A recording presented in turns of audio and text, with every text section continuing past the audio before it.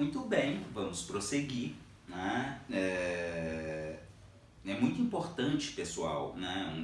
Um comentário um tanto, né, gratuito aqui, não tão gratuito certamente, né?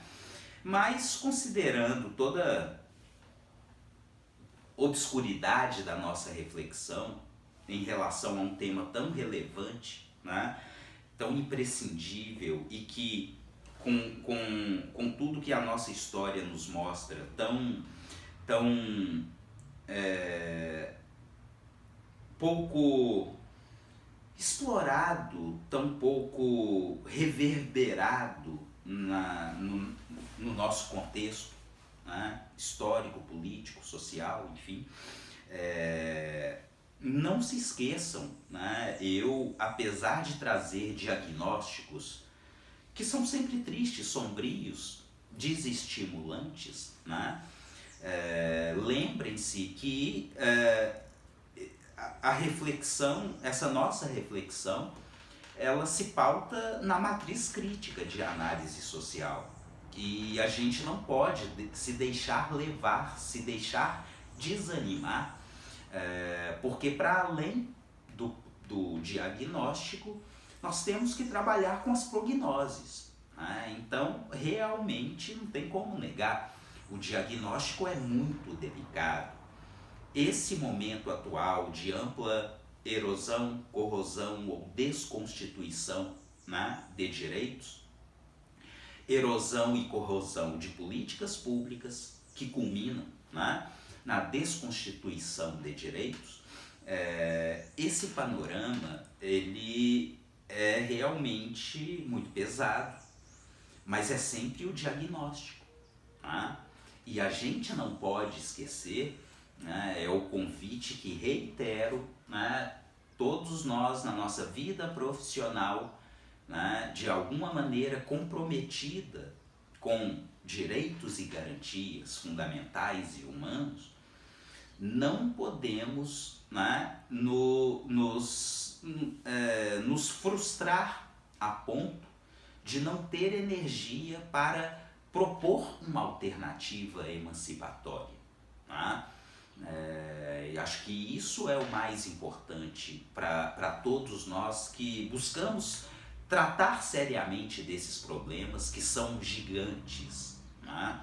Então, esse comentário agora, exatamente porque se a situação está péssima, e eu diria que está, né, ainda assim, né, devemos buscar nesse contexto tão obscuro potencialidades emancipatórias, né? É aí que a analítica ou a microfísica do poder Foucaultiano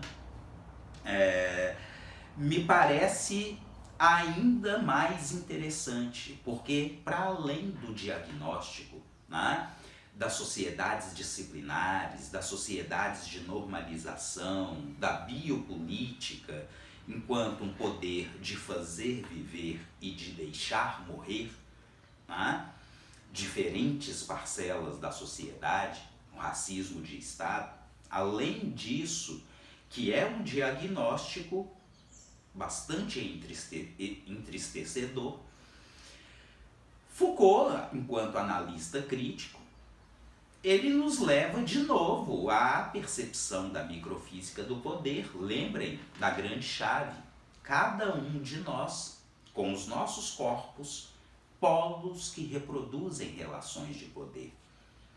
Então, se faz mesmo sentido uma outra provocação recente que eu trouxe, todos nós, ainda que num contexto de elite, temos nos percebido mais frágeis e vulneráveis. Se é mesmo por aí, nós que reproduzimos relações de poder, devemos nos reorientar no sentido de resistir e de se insurgir, porque até agora nós estamos naquele papel do submetido. Então a gente pode virar o jogo, né? Agora, necessariamente isso passa pela cultura política de direitos, né? Pelo sentido de comunidade, pelo capital social. Né? O que é capital social? À medida em que nós formamos uma comunidade, nos identificamos, né? Compartilhamos dramas, demandas, necessidades, é o sentido de comunidade, de cidadania que volta. E aí, né, a gente já não vai visualizar uma sociedade fragmentada, rompida, né, em que cada indivíduo está dentro da sua própria bolha.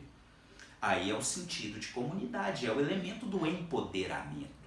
Né? Somos nós, historicamente fragilizados, que agora nos unimos para resistir. Né? A resistência é reativa, é imediata, é uma questão de sobrevivência. Né? Mas para além da sobrevivência, resistência, a gente deve considerar a insurgência, que é o elemento propositivo. Tá? Então, por exemplo, historicamente, quando a gente fala de movimentos sociais organizados, como o movimento feminista, movimento negro, para ficar só com esses dois exemplos muito básicos, resistência e insurgência. Em um determinado contexto, pelo menos, o discurso da mulher autônoma, senhora de si, né? Livre para decidir como vai viver a vida, né? Inserção no mercado de trabalho, inserção no sistema educacional, isso é uma realidade em grande medida. É uma realidade que o macho patriarcal, agora todo inseguro, já não sabe lidar com ela. E em grande medida o que faz? Sabotagem pesada. Volta a esses motivos patriarcais. Né? O negro, né? Aquele discurso do Black is Beautiful, né? Quantas e quantas conquistas, né? Agora, é isso, aquele substrato reacionário colonial tem ficado à espreita, né? E no seu oportunismo genuíno, né, tem tirado sempre proveito,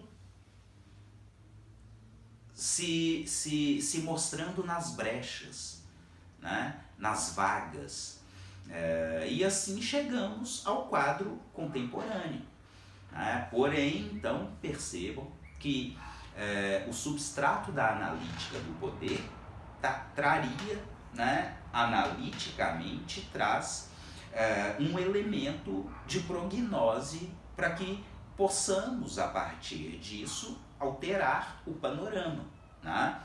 Mas é um desafio que vai passar por gerações. Né? Eu, particularmente, isso volta quase a um clichê, né? Porque o único caminho razoável para a alteração desse quadro, dessa história colonial, é a educação da sociedade. Educação no sentido genuíno.